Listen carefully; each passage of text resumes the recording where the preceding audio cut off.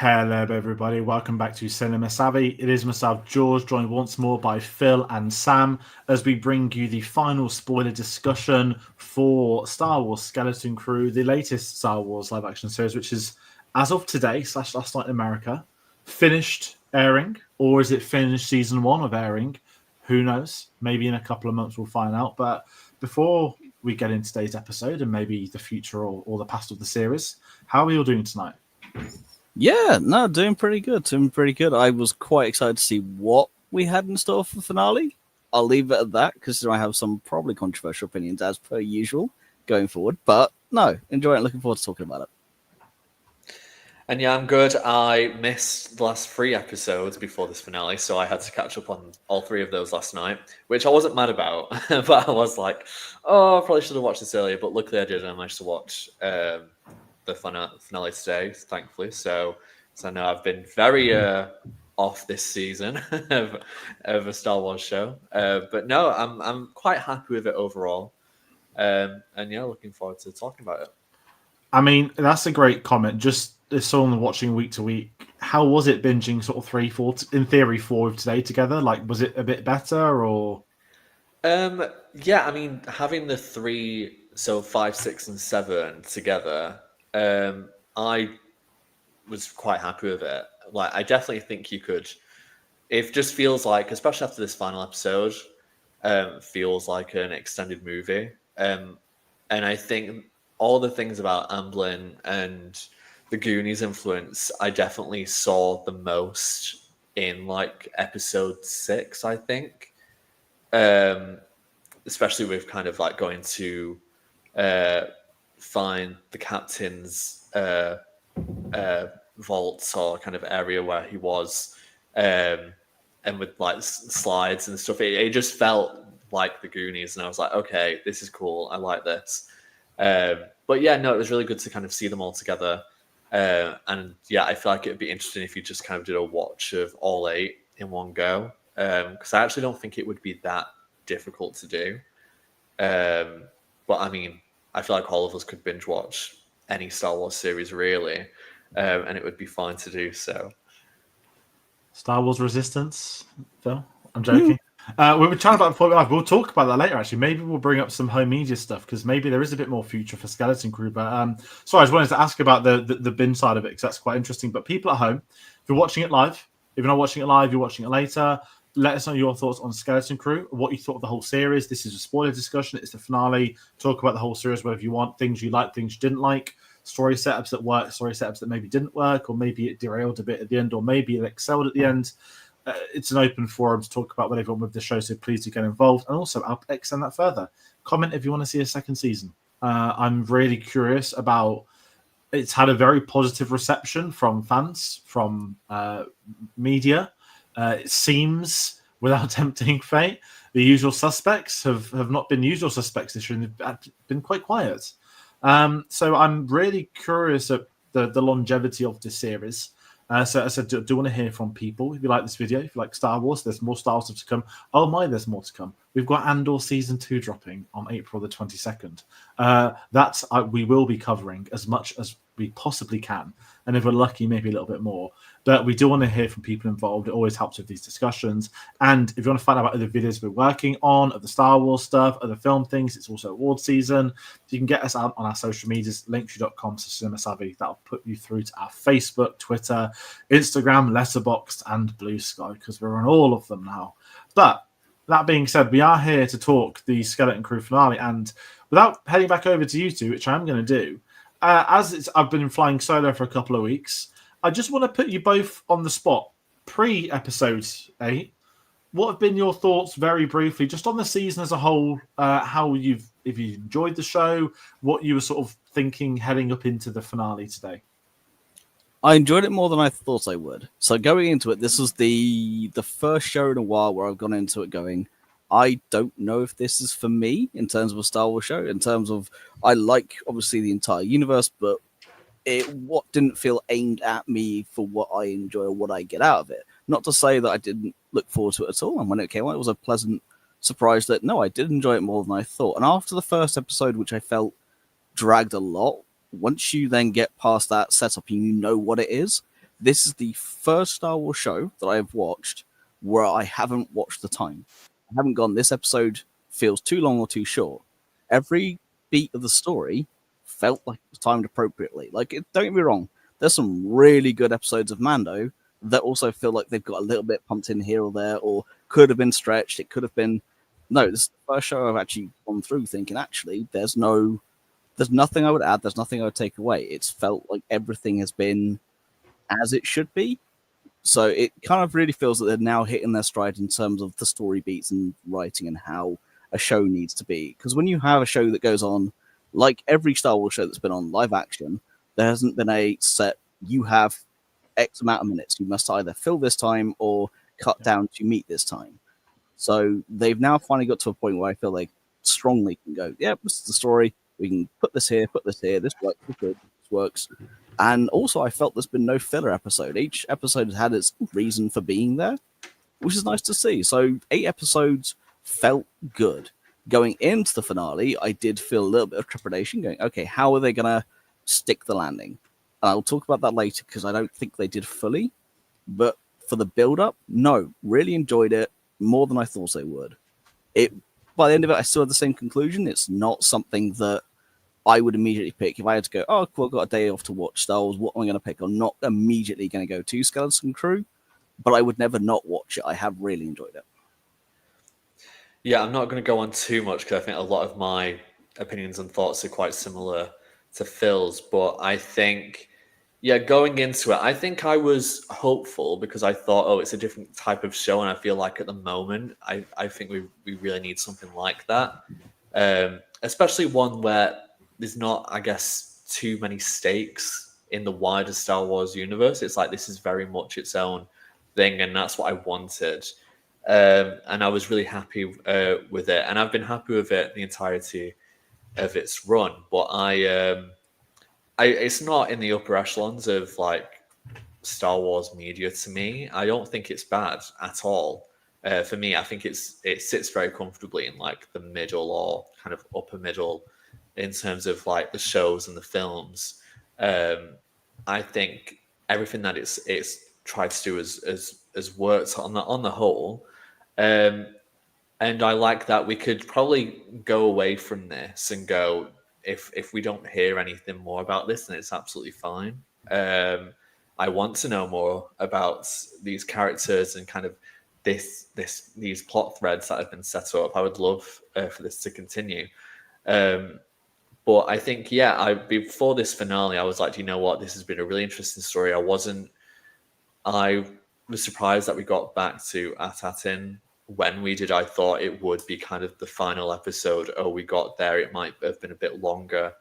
But I'm happy that they did get back, and that, you know, we had a little bit more story to tell in episode 8 to kind of reach this conclusion. Yeah, I'm glad you both said that. Some really good points, and I think I'm kind of in that same boat. Like, I know I've been doing it week to week on here, but every week I've enjoyed it. It's not been the hardest watch of the day. It's not been the hardest show to follow, obviously, but I think in a really bonkers way, it was almost the perfect time of year to release this show. Like, it wasn't so intense that every Wednesday across like the busy Christmas period where you got friends, you got family, you got stuff to do.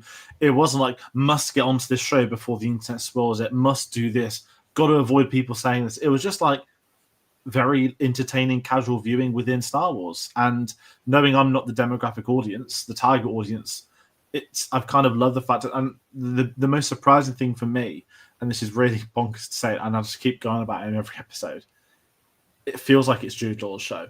Like, yeah, it's called Skeleton Crew, and I had to text Sam to basically stop me from putting another Jude Law thumbnail on today.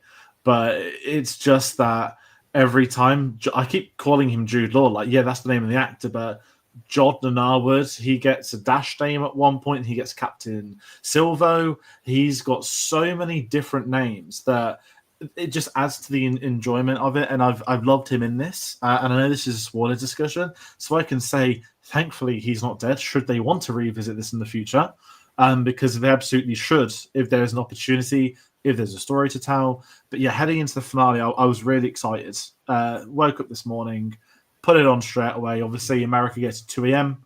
Sorry, America gets it at 6 p.m., but for us that's 2 a.m. So it wasn't up at 2 a.m. And that spot's reserved for like, when Game of Thrones used to air, and it was like, I know when I wake up, it will be everywhere. That's the only show I think I've ever watched locked in on release date, middle of the night. Will Andor season 2 make that spot? Potentially one day. We'll find out in the next few months, won't we? But yeah, we're going to have a discussion about the finale, and let's talk with the big one. We get the cliffhanger last week with Jude and the parents. Very quickly, we'll just cut through that. Setting the kids off with their parents, trying to go back to their normal life, but having some great comedic moment with the droids essentially watching their every move, so they can relay back to Jude Law that, hey, these guys are onto it. At the same time, we've got, I feel, one of the biggest plot threads of the season since the show's come along, which is, who is the supervisor? What is the supervisor? Last week, we got Stephen Fry in the credits, and we got, 2 lines of dialogue on the intercom. And obviously this week we just presumed we'd get to meet him. Probably the first big discussion point, and I feel like we might all have different opinions on this. The supervisor logic moment, whatever you want to call it, it felt very Wizard of Oz for a brief moment when they first went up, and it was a bit grungy. And I spoke to Aaron, who's a friend of the channel, yesterday, saying he thought that Reynolds would be the supervisor. That's been a known theory. I've seen others saying like Reynolds' consciousness could be the supervisor. I keep saying I think it's going to be like the Master Control Program out of Tron. And we were kind of in a weird cross realm between the Master Control Program and HAL 9000. What did you guys think of the whole supervisor thing? Only because it gave me one of my favorite twist moments in the show, which was, we've not dealt with the Republic, not since they issued us the Order 66 information. I was like, oh, like, not a great as Order 66. I loved the idea, like, the supervisor has basically had no comms for 25 years, probably at this point in time. I loved that, but what I didn't like is it was immediately killed. Yeah, I mean, I was hoping the Tack Reynolds rumors were the true, or theories would be the true one. I was interested to see how he survived and what he's done to the other planets, because it also then felt like Tack Reynolds, this character has been built up, this whole mystery surrounding him was thrown away. It just felt completely useless. You can take it out of the entire equation and nothing really would change. Yes, I think potentially Jod would be a little less inclined to go to Assassin, but at the same time, not really. I think you can just take it out entirely and nothing changes, which I felt was a disappointment. I felt was a complete waste. It being the controller, it being the computer, not a problem with that. I actually thought it linked in well to at Akron, where they were a few episodes ago, because you can kind of get the same vibe. You can see it's all this one linked up.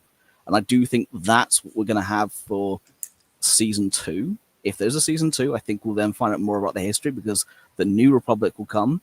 They will then get information about what's happened with the Civil War, what's happened with the Jedi, what's happened with the wider galaxy. And there will be revealed the story of how they came to be in the first place and how they came to be isolated. So I think it actually leaves a good point for future. I don't like, again, I agree, it's a bit, oh, okay, here he is, really cool, and gone in an instant. But it does leave out some open stuff, and it leaves up for Stephen Fry to reprise that role in a case of a flashback or something else that comes along. There's scope there, so I like it from that point of view. I just felt, unfortunately, the whole Tack Reynolds bit was then completely nullified. And that was the mystery I was looking forward to seeing the culmination of, because it's like, okay, so he crashed, what happened to him? Where's the logs for that? What's going on here? No one knows about him. So there's scope there, but I just felt at this moment in time, it was wasted. But that's my point on Tack Reynolds. But Stephen Fry, no, it was really cool. Again, it's just a big name to come into it, but it's not one of those names that's the character didn't outshine the voice, like we've had all season long with Nick Frost, who I actually think's been my favorite of the entire show. I love SM33. He has been fantastic, really well placed comedic relief, whilst always being maintaining a serious vibe as well. It's been really well done. So to have him come in, it was pretty good. But it was a case of, again, that whole anticlimax because it was just gone in an instant. But I like Jod's kind of so narrow-minded view at this point. He has seen the vaults. He's seen all those credits. All he can think about is money. All he can think about is the fact he now can own a planet that can make him money. What does a pirate want more? So I get why he did it. I saw the incentive. So there was a bit of disappointment, but at the same time, a bit of, yep, makes complete sense. I have a bit of a different view. I think because I hadn't seen it for a few weeks, when I got into kind of watching 5, 6, and 7 last night, I kind of went through kind of in my head kind of what was going on and what the Supervisor was, and I kind of came to the conclusion when I was watching episode 8 and it came out. I was kind of in some ways happy because I feel like Tak Renard as a character reminds me a little of like Cordova from Fallen Order and Jedi Survivor, where he's a character that's about, but we don't necessarily need to know where he ended up. Like the presumption is that he's dead. I know Jedi Survivor kind of changes the outcome of that a little bit for a while, but that's kind of thought. I was like, oh, it's a character to follow, but I don't actually care where he ends up, because we're not following him, we're following Jude Law and the kids. So I wasn't really too bothered about that. I think I was bothered about the Supervisor kind of resolution because, again, as I was watching 5, 6, and 7 in my head, I was like, what if it's just a computer that's been damaged and it's been on like a particular setting or function for the past like 500 years or something, and no one knows because the planet went missing or whatever. Like there was like a combination of what was happening in the galaxy at that time plus a malfunction just caused this, and it just went to like a backup program, and this is just what it's been doing, and it has no idea. Like I was a little bit disappointed that Order 66 was brought up, because I kind of was like, oh, well, that means that the Republic were in contact. Like at least you presume that the Republic were in contact at a reasonably recent time. But I was being like, oh, what if it was like hundreds and hundreds of years since they've had actual contact and no one on the planet knows because the new generations come in and they're just told that everything's fine. Like, to me, that would have been a more interesting thing than, oh, we've just been waiting for someone from the Republic to come. It was a little bit like Camino in that sense. Like, it was beginning to think you weren't coming. I mean, it's fine. I think I just had a better idea. My idea just wasn't what it was, and that's fine. I just think there could have been a bit more of an interesting resolution to that, whether or not it was like a consciousness of Tak Renard or a malfunction computer or something else entirely.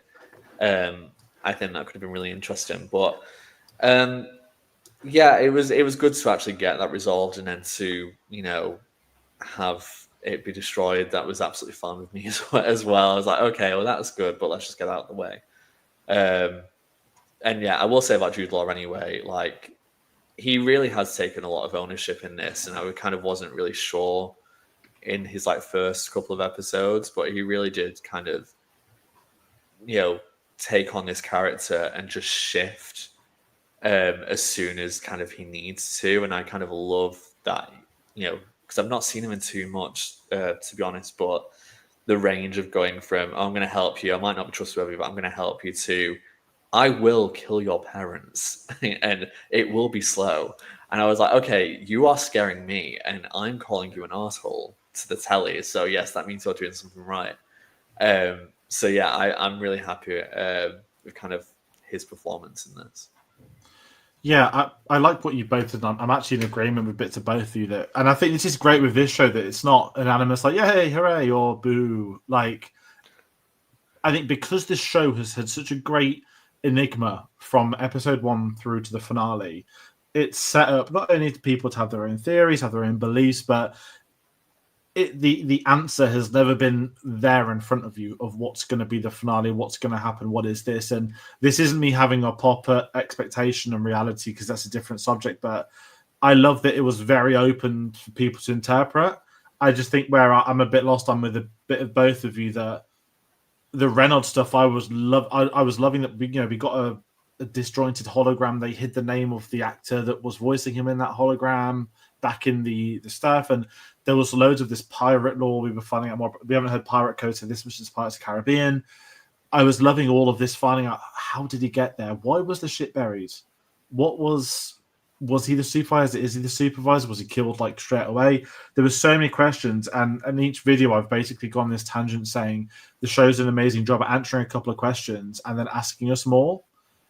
And it's kind of done it again today, but in the worst, I don't want to call it the worst possible way, because I still like how the show did it, but because there could be on paper some uncertainty about a future, I know it's not had the acolyte type conversation of the showrunner saying, we really need season 2, 3 episodes in after saying it was a miniseries.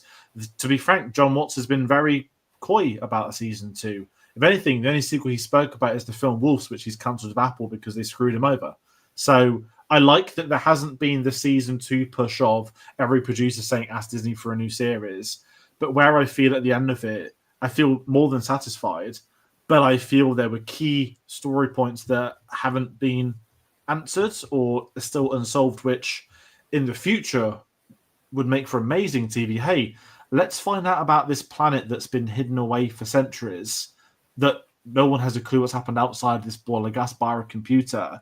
And even that computer on review, Sam, 20 years ago is not a long time. The idea that they could have been trapped almost like a time capsule of centuries before would have been amazing. But even 20 years is interesting enough with Star Wars, and there's so much they could explore. It's almost like, I think on the message to you two, I put, it felt very sudden, the ending. It was almost like even an additional scene after the final scene would have really gone a long way with little bits of what's to come. And it's great that I want more. I really do want that second season. And I'd imagine if there is to be one, it will be announced at Celebration. I don't think there's a D23 this year. I know that the Acolyte was very much, hey, it's been cancelled from like Variety and the publishing ones, but it was very much known that they've really wanted that second season. So I'm interested from a story perspective. I think the story, but I just felt a little bit, could we have got a couple of more things? And I don't think that's me being like spoiled saying, give me all the answers to questions. I just think there are things that started within season 1 that probably could have had endings within season 1, whilst leaving the door more than open for a season 2, which I still think it's done a good job of. So I think the Supervisor stuff's probably at the forefront of that conversation. As like, I love the Stephen Fry stuff. I liked the concept of the whole planet. I spoke back in episode 1, it's very nuclear, like 1950s America, all these families were doing the great work. I know in America that was more like just be anti-communism. I liked all that stuff, that everyone's got that they're all part of a cog in the system. I liked that, and that doesn't even have an outcome, because what is the great work? Yeah, we're making money, but who for? Like, what's the great work? And there's questions I have, and it's clouded maybe it's clouded my opinion on the finale, but not the show overall. I think that's probably a fairer term I have in my head for it. And kind of that being said, with the Supervisors being such an early scene as well, I didn't expect us to get some like monologuing great Andy Serkis, Snoke, let me talk to you for like 10 minutes in the throne room. It was just very, and I loved the Jude Law side of it, where he's like buzzing it to droid, so he just kills it straight away, which I thought was great. As I said, I liked the stuff about, what does 6-6 happened? You're all traitors. So the machine really is decades behind. But I guess where we then go with that is the pirate invasion. We've got the breach. We're going to get the people through. The pirates attacking the locals. I thought not like fun in a sadistic way, but obviously we've all seen media with pirate type stories before. Enslaving them, as you said, Phil, Drew Lord to have his own planet. Basically, they're going to their jobs to continue making money for him. It works. It's fine. It's a we're going to get to the finale of the finale. We're going to have a little peril in the middle, and I guess what this does is set the kids in their individual moments. We get Wim, his dad joining them on the speeder bike chase, clearing the bridge from episode 1, which they couldn't do. The kids go on the mission, and there's a moment I've really liked. I've not spoke too much about Wim in the whole series, if I'm honest. And there's a great moment where, and I don't think the acting's been bad by any means. I just think that I've enjoyed the other kid characters more than Wim's, and I think he suffered a bit by being the lead of the four. The moment where he says, we are the only people that can actually say this. We're the only people that can actually do something. We're the only people that know who he is.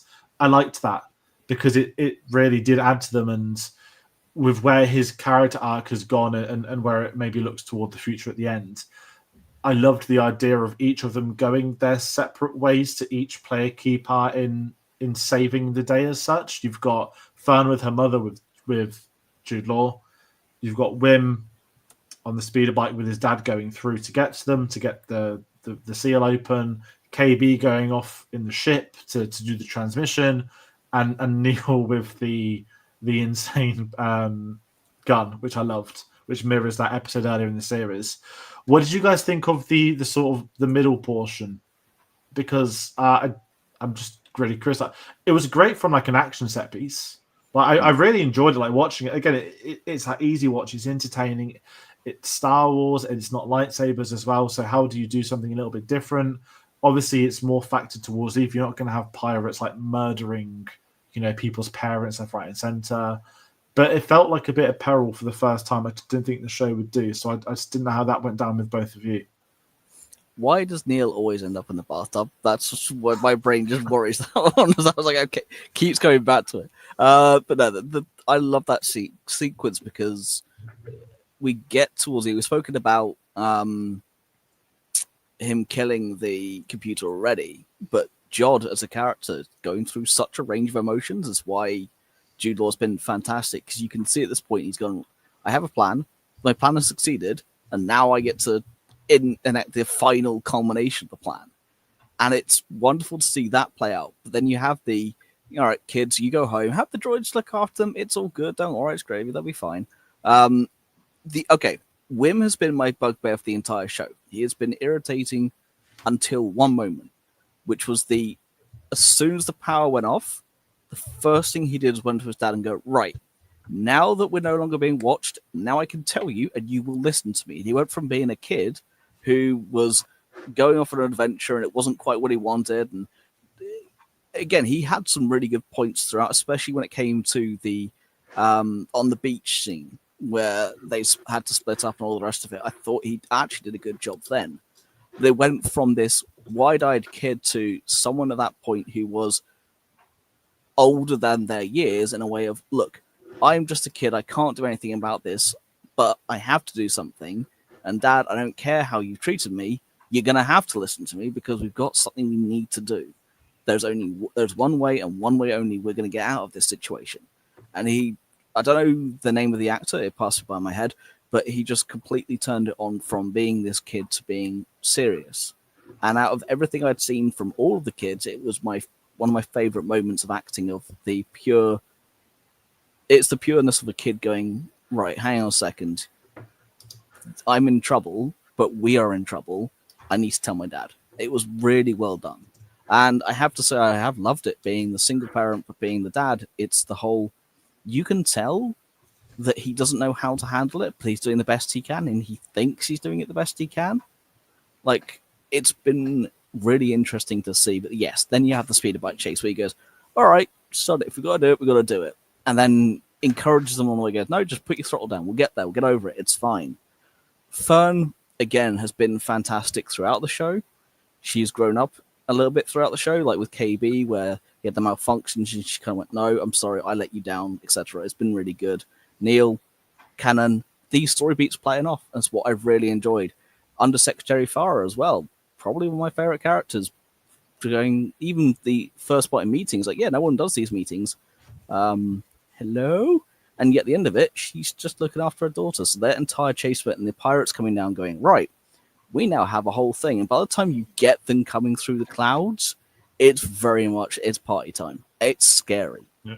And they portray it from the kid's point of view of, oh crap, we are in trouble. And it was really well done. I really enjoyed that part. Yeah, I mean, I enjoy the whole thing. I think with the invasion, when it does start happening, you kind of go, oh, because you have like this undisturbed planet, these people who don't know anything. You know, like truly just innocent in all of this, who have just been, like cattle, just like, oh, this is what you're going to do and this is it. They don't know any better. So it's kind of to kind of see this happen. It's like, oh, this isn't good. There's literally no way they would win against these pirates. But I'm glad that something like that kind of triggers the kids to actually put into practice what they've learned, and the development that each of them has had over the series, like, actually aids them in some shape or form. And I think you've mentioned the parents a little bit, and I think all of them, from sending that initial, from actually working together a few episodes earlier to kind of get in that little communicator up into the atmosphere, and to actually then now actively support their kids. I think having this kind of outside influence kind of breaks a little bit what they perceive to be the truth and the reality, which is what they've lived in and been brought up on their entire lives. So it's great to see Fern's mom and Wim's dad actually go and do something and really stand by it, because those characters wouldn't have done that in episode 1. I think they would have fought for their kids, but maybe not have truly believed what their kids were fighting. So it's great to see that. And yeah, I think to have them all within their own specialty, like I think I said when I did the episode 4 review, that Fern and Wim are kind of the lead two from this group, and so they're the ones who are going to get the most focus. So that means they will be the two that are in this kind of final confrontation with Jude Law. And that makes sense. And I really like kind of what they did with those characters, but also to have Neil and KB support in the ways that they are able to support. Neil still being as cool as ever, like absolutely, killing it, and shooting up the pirate ship. And then KB, who I think was the one that I wanted to see the most development at the time, and obviously we've gotten some stuff from her over the last couple of episodes before this as well. So to see her actually go up, send that communications out, made sense. I was a little bit worried about the character, but I'm like, they're not going to kill a child off. It's just not going to happen. We're fine. We don't need to worry. But there is a little bit where you're just like, oh no, this is not good. And I was like that in the scene with women, Fern and the parents and Jude Law. I was like, is someone going to get actually hurt in this? Because I mean, I wouldn't have minded if one of the parents got a little bit of a graze, but everyone manages to get out squeaky clean mostly. But yeah, I think the whole sequence was great, and I think, I think things felt like they were building up and really, really building up. Whether or not they actually then landed that after that, I think we can all agree maybe didn't actually happen. But I think it was entertaining, and that was the main thing that I wanted. No, I like that, and it's a really good book. Because I think it's a good episode. I might have gone a bit too much on the Supervisor side of things, but with the idea for the not the rescue plan as such, but the how do we solve it, bringing back the New Republic from the 3rd episode. Now I've got to make a really controversial statement, and I've forgotten the actor's name or character's name. Phone members help me. We've had a certain New Republic X-wing pilot crop up in most seasons of Mandalorian, Captain Boba Fett. I've forgotten the actor's name, and I really like him.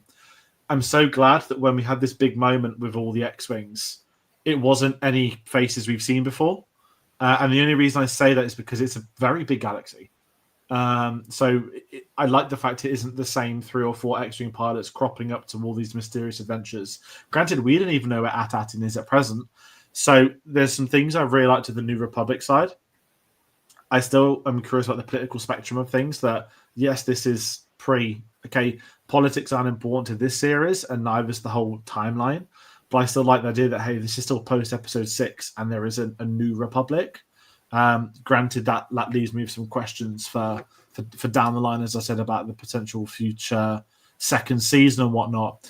But it's something that I liked. My only criticism of that is it felt like The New Republic came in and they solved the day. And I know that's the point of them, right? That is their purpose. But I just feel like it lacked something. That it's not a get out of jail card at all, but the kids did a great job. You know, there was some tense moments with the ship going down with KB, with the funny moment with the rockets being pointed at Neil. There was things that I liked that worked, and I know that ultimately 4 kids and a planet that has no ships isn't gonna stop pirates. I'm glad it's not a Jedi cropping up, a certain de-age Luke Skywalker. I can live without any of that. But it just felt like New Republic came and did a bombing run and left. Now I know there's a shuttle that's landing at the end, but I'm once again sat there like, did we need another scene after this to just get a feel of the ending? Because I love the image of Wim looking up in delight that he's seen heroes. These X-Wings have come in again and saved the day again. He saved the planet. But I just felt it was lacking. And at the same time of that, we've got one of my favorite shots, which is Jude Law standing in the window as his crew and the pirates obviously die in front of him. You get the crashing ship. It felt very, not like Command Bridge, but it just felt very Star Warsy, didn't it? And I liked that, but then that was it from Jude Law. We know he hasn't won today, but that was it. Is he? I mean, there's no ships for him to get off the planet. Has he been arrested? Has he been took away? Has he been? Is he hiding somewhere? Is he gone just sit in a vault full of money? Like, it left me with loads of these questions, and I don't know. Like, I know it ended the way it probably should end, but it just felt something to me was missing, and I can't really present that solution. I'm not here to provide solutions. I'm just here to try and give my thoughts. But did anyone sort of get where I'm coming from with that? It was a very weird final few minutes for me. Yeah, you summed it up perfectly, and it's why I consider this the weakest episode of the entire show.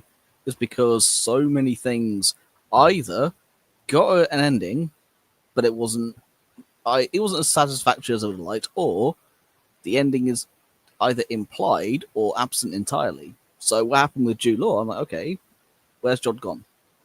Yeah, Okay. Give us more. Comment by Charlie, friend of the channel. Season 2, baby. I love how they ended Jod's story because there's so much more to tell. And this is it. There's more to tell, but okay, how? It was more of the, as you said, sometimes it's one scene too many, sometimes it's one scene too less. And this one was too less because even just one, maybe of him looking back up at the tower as this ship is landing, that would have been good. That would have been just a simple, subtle, okay, he managed to get out, because yes, they're all trying to get out the tower at that point, but okay, he's lost. What's he gonna do? Yes, he can. Wim had the lightsaber. There's quite a few grown adults. Potentially, they could just subdue him, have him arrested. But no, instead of going, right, we've got the one person here who's caused all this, let's just leave him. And it kind of felt, and this is where my gripes come into it, the show didn't stick the landing. It felt like they left too much unsaid, and also then created problems. Like, again, with the whole Tech Reynolds thing, they went, okay, this is essentially useless. This didn't need to be here at all. And then Jod, okay, where's the ending? Where's he? I mean, it does leave stuff open for season 2, but I agree it's a bit weak. I disagree on one part, though. I do think the New Republic coming in, they saved the day, but that's what they did, what they have to, is kind of what they're there for.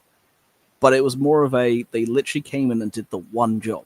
It was okay, they're here to get rid of the ship and the pirates, and it was done.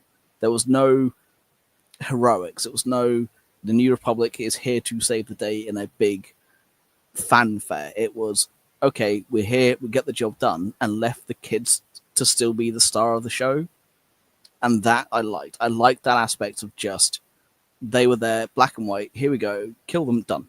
And that was it. And that's all they needed to do. So I like how it's done. And the shuttle coming down then goes, okay, what's next? Who is coming? And going, okay, here we're going to catch you up on what's happened over the last 25 years. Welcome to the New Republic. Oh no, the First Order are about. Here you go. That's season 2. That's season 2, season 3, whatever they want to do going forward. Books, comics, TV show, whatever. That's the good stuff they can put into it. And hopefully if they do, they link it and kind of make this anticlimax feel like a bridge. But for me, that's where I started to feel, okay, it's weak because it just doesn't land right, in my opinion. Doesn't mean I didn't enjoy it, but it left me feeling a bit lacking. I was happy with what the New Republic did. I appreciated the B-Wings being part of it. That wasn't something that I was expecting, so it was good to see them as part of this attack. It's not their show. It's not. That's been that type of show. So I'm happy that the New Republic has had like very little influence into this. But I think seeing the Corvette land is enough of a tease of, oh yeah, their main objective was the pirates. Now they're actually landing to actually figure out what's going on, what is happening, and probably take a bunch of the money as well, I'm sure. So I was happy with that. I guess the actual roundup of the episode, as it kind of got to the ending, I remember when everyone got in the lift, I was like, but Jude Law's right there. Like, maybe just take him with you. Maybe, I don't know.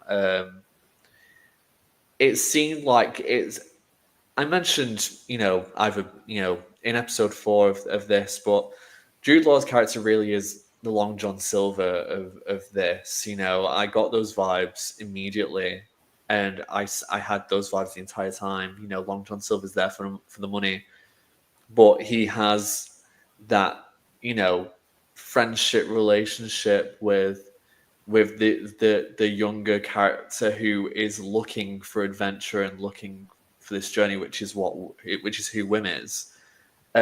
So I can understand, from Wim's perspective and based on their back and forths that, I think Wim doesn't like Jude Law's character, but respects him enough in some way to kind of let him go. I would have, like Phil said, liked to have seen kind of like an ending shot, but maybe they just wanted to leave it really open-ended. Like, I would have either, him walking off into kind of the plains or the trees of Tatton, or sneak aboard the Corvette or get arrested. I don't know, something. But I mean, again, if it means that we get to see this character again in the future, I'd be interested. I think especially if there is kind of these characters are brought back, when they're a bit older, is kind of what I'll probably talk about after. But that was a little bit annoying. But I think, then the final, scenes with them getting to KB and kind of, celebrating their win. I was happy with that. In terms of how I felt at the end, even though I was a little bit like, oh, this could have been done, this could have been done, I was relatively happy with, okay, we've got a happy ending. They did what they needed to do. They got home. They've got a whole different perspective on things, and they'll begin a new adventure as they kind of, I guess, join the New Republic and learn about everything. So that's what I took away from it. I definitely think there needed to be some improvements, but I think on the whole, I was not kind of super disappointed. No, I get that. I've just got a couple of comments I'm going to bring up. Charlie, no disrespect, but remind of the movie Star Wars, the main villain's ending is him floating through space. No, I get that too. And he did come back, and they got 2 sequels, thankfully. So maybe that means it's open-ended for a second season. Phil, I know you said Jude Law was one of the 3 actors most you wanted to see in Star Wars, which we got ticked off. And one of the other 2, Ray Fiennes, is nominated for a BAFTA today. We've got Carl, good friend of the channel. As a whole, I love the series. Really was a breath of fresh air, but the episode felt really off, and I don't know why. I'm kind of in that exact tone. I loved the series, and I probably am going to be excited to rewatch it at some point. And maybe for me, in my head, the finale, because I didn't have any tampered, I want this to happen, I want that to happen. I demand, how Star Wars fans are. How dareth my Star Wars 7 from when I was 3 years old wasn't the real Star Wars 7, that sort of attitude. I never had that. I was like, I'm in. I'm engaged. What they're going to do. Every week they keep defying what I think is going to be great, and they do more. So it's a really interesting premise, and I'm kind of in this mindset the more I talk about wanting a second season. I hate the term manifest, but this is very much it if I was to look at all the Star Wars shows that haven't had second seasons yet, I'm telling Kenobi, which should have been a film, not a miniseries, but thank you, Bob Chapek. The Acolytes, Book of Boba Fett, Skeleton Crew. This is the one I'd be saying this needs a second season out of more of them. Obviously, I'm not putting Andor and Mando on that list because they're already happening. But it does make for a quick comment. I do want to bring up actually something that I'd spoke about in a few episodes. The Jude Law origin, I'm going to call it. So one of my questions has been, what's his backstory? Why did he have force powers, but he's ended up a pirate? So I've had a couple of different ones. I've released one as a short. One of them was me thinking, could this be someone expelled from the Jedi Order at a young age? I basically went with the premise, like, I really, not rudely, I just can't be bothered for another, I survived Order 66, because I don't think that works for a pirate. But I liked that we got one short monologue from Jude Law, where he implies, I was found by a Jedi. They saw something in me. I had something in me, but the next thing you know, I've learned almost nothing, and we're hunted down, and that's been my life. That was all we needed. I loved it, because even that's enigmatic. It's not saying he was part of the Jedi Order. For all we know, someone just found him and thought they could train him with something. I really liked that it even delved into that a little bit more. And I think this is what the show has done well, that going back to what I said earlier in the other episodes, it answers some questions while asking us a few more. And I think I've just hit this point where I'm just desperate to find out what those more answers are. And that being said, kind of segues me into the not finale, but just before we round out talking about the Skeleton Crew as a series, on today's finale, I think it's a good episode. I think it's been a solid ending. Phil, before we went live, you mentioned a really good point to me that I think you think I hand over to you, but I think some of the Star Wars shows are struggling somewhat with landing their finales as such. Do you want to elaborate on that? Because you said it better than I could, and I'm kind of with you that I still think it's a good finale. I think the way this show's gone, I think it could have been somewhat better, but it's different circumstances to some of the other shows, if I'm being blunt. Yeah, I mean, I can't remember exactly what I said to you in the pre-show, but yeah, I mean, I have felt over the last few years that the bulk of the story has been pretty damn good, but the ending of the show, where there's been no guarantee for some things. Yes, obviously some seasons, like Andor, were kind of booked in advance of you get your lot, you're done, so they were able to create such a story that could then suit a good ending.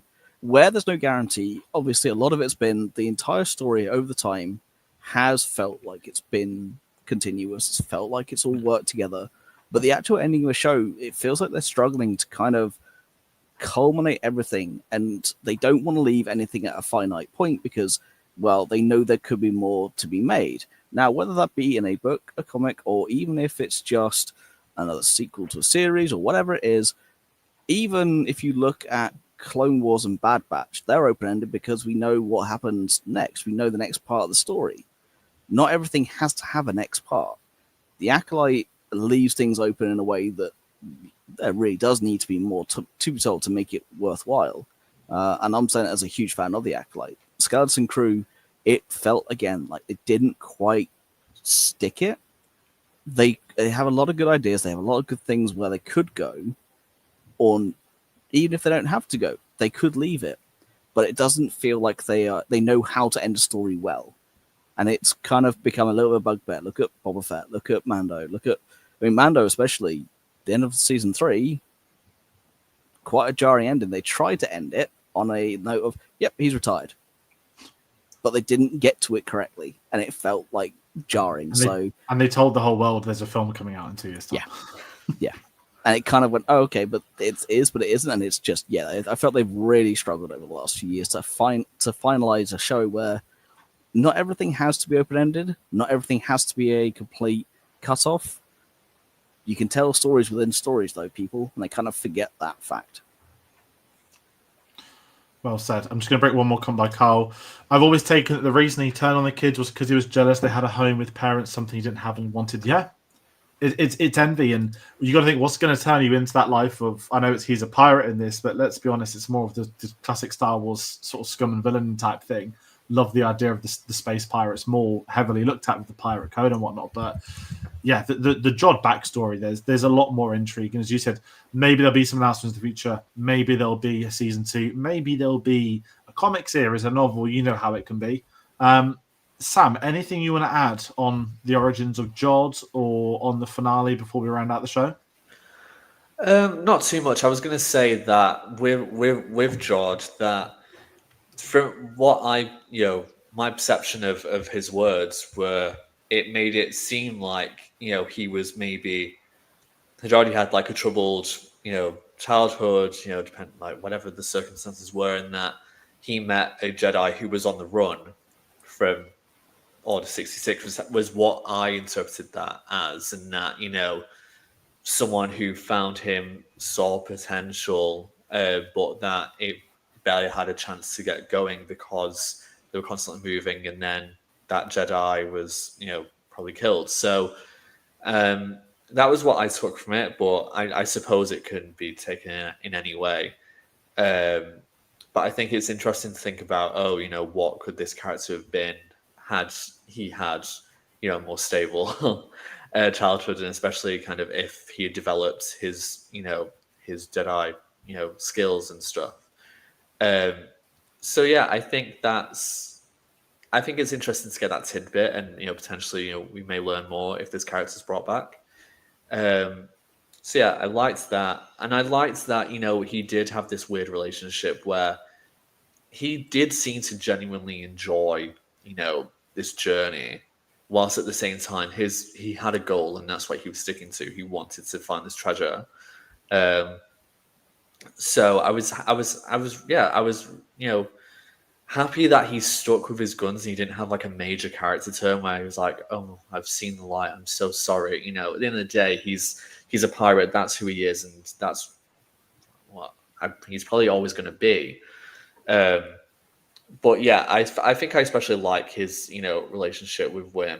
I think that was kind of a highlight because I think he sees himself in Wim and that kind of thirst for adventure and thirst for fun, and it seems that Jod just didn't have the luxury of, being able to enjoy any of his experiences because he's just been, starving.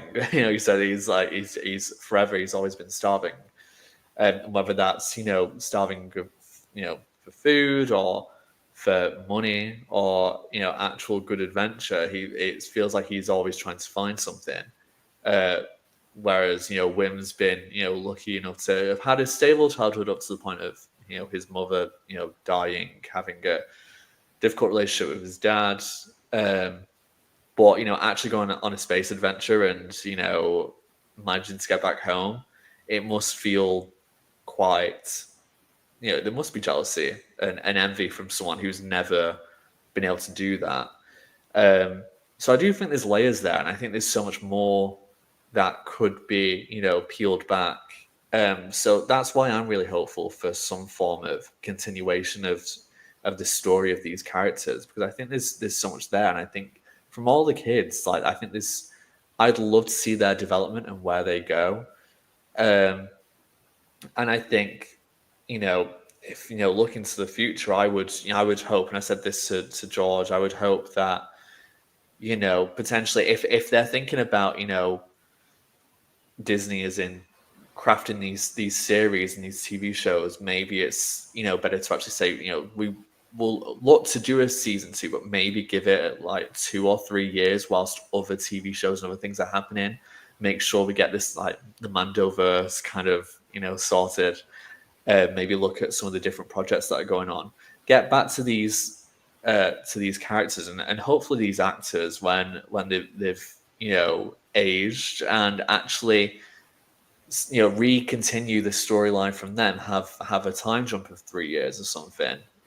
These kids will be such different people as kind of teens going into adolescence, and look at them relationships with their parents, with each other, and George from then. I think that would be a really interesting turn, and obviously the actors are growing up no matter what anyway, and I think it would be a good thing to kind of partially lock something in, for a series or something, and then go back to it. I think there's so much more to tell, and I think all of us would be interested in how At-Tatin kind of reestablishes itself and what other adventures they could have before they inevitably grow up and have to separate into their own lives. I think there's stuff there.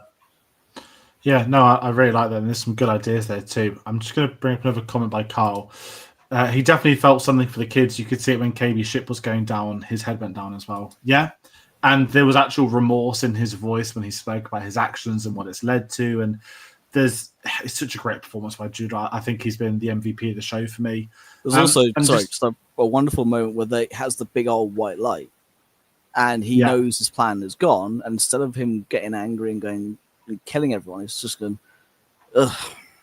Just the look of, failed, done. It didn't need this whole Kylo Ren style angry, I'm just going to murder everyone. It was more just the, I guess that didn't work. And it was just my favorite bit of Jude Law's acting for the entire show was just this one little frustrated, and that's it. It was wonderfully well done. Yeah, he's been amazing in this, and I think from Western media, he's loved being in it as well. I know that he's someone that's obviously done so many films and a lot of TV too, but it's probably one of the favorite things I've seen him in. I will say every time he was still hard done by in Fantastic Beasts. There was actual better writer on these films. He might have even been able to have done Skeleton Crew because they had 5 films planned, didn't they? But Sam, with you, the potential second season, I'm in the same boat that I think this filmed like a fair few years ago now. Not like last week, but when we went to Celebration last year, not even last year now, was it, guys? It was almost 2 years ago. That's terrifying. Yeah. This had already wrapped. Like, they had the trailer there. So if this filmed in 2022/2023, then obviously a bit of time has passed, sure. John Watts isn't working on the new Spider-Man film. He's done his No Way Home trilogy. He's not going to be doing 4. That's gone to I forgot the Shang-Chi director's name. He's not doing a sequel to Wolves, as I joked about earlier. He's full out with Apple, and he's rightfully cancelled it because they screwed him over. If he is available, if there's a story to tell, I would like them to bring him back to show run another series. And I feel that they'd probably have demand. They've got some great directors involved across the series, and I think reflectively, it's been a great show for Star Wars. And I'm not into doing rankings on seasons and stuff, but it's probably this nearer the top with me, like towards not like towards Andor. Like Andor is its own like prestige level, but this demonstrates the variety that Star Wars can do and that should have. Not every Star Wars project needs to be the same. And I love my lightsabers. I love the Empire. I love all the stuff we've seen. We've seen it for almost 50 years at this point. But we hadn't seen an Amblin-type adventure. We hadn't seen an espionage series with a character that was in a spin-off that got killed at that. There's so much to explore within this galaxy, and I think this show has just nailed what it can be to do that. It was an adventure series, and it's felt like an adventure series. And we've all sat here. Yes, we've had a couple of issues, but I think overall, for me, heading into final thoughts, I've loved this show. And like the same as you two, heading into this, I was excited. I got to see the first few episodes early, but I wasn't on like an adrenaline hype. I hadn't been chasing it up. I hadn't been, this starts in 2 weeks, this starts in 3 weeks. It's sort of come along, been this great ball of excitement, and now it's sort of gone. I'm kind of gutted it's going to go. And that's the best thing I can say about Skeleton Crew. Like, heading into my final thoughts of the show, as I said, I loved it. It's entertaining. I really hope it's found an audience and will continue to find an audience. I could see younger fans. I said many weeks ago, this is a great series for young fans to get into that have never been familiar with Star Wars. You don't need to know timelines. You don't need to know characters, ensembles, the history. You could show this to an 8-year-old. They're probably going to be as excited watching this as so many of the series that have been out. So that's my final thoughts. Delicately handing over to both of yourselves. Yeah, I mean, there's not much more I can add. I've tried to be as cogent as I can between when we did the first episode to now. I haven't been on an awful lot just due to life in the background, but I have been chatting with you guys about the show. I have looked forward to it. I've enjoyed it more than I thought I would. And yeah, I think it nicely slots into that Star Wars is made for everyone role that the Acolyte definitely doesn't fit.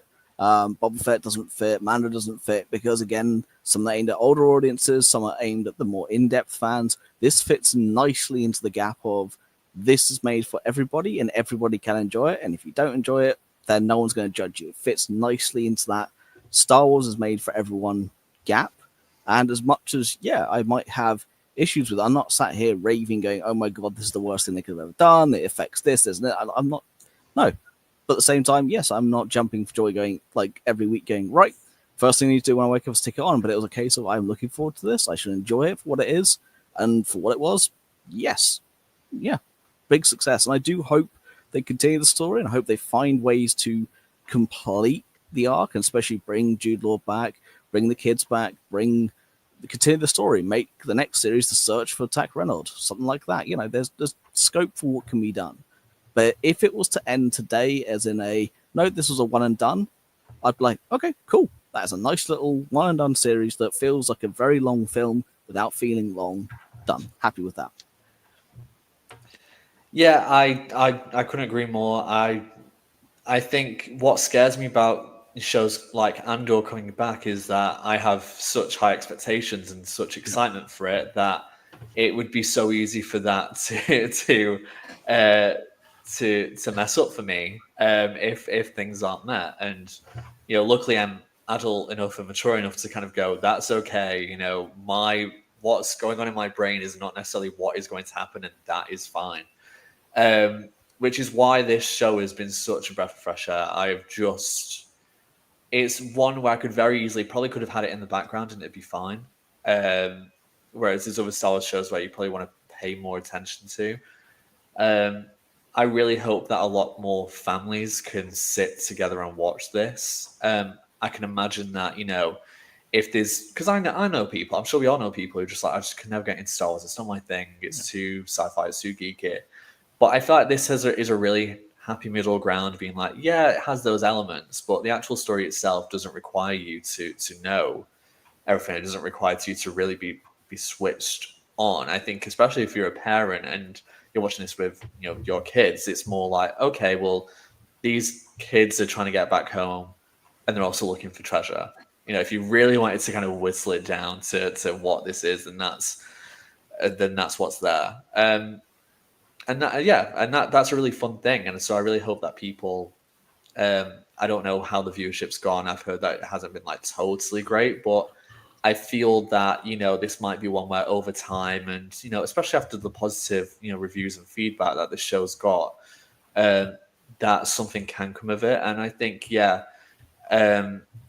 I think everyone who's been a part of it has been fantastic. I don't think there's been any actual weak episodes or any weak links in terms of the casting or direction. I think everyone's, you know, been brilliant. And yeah, I just think it's been so much fun.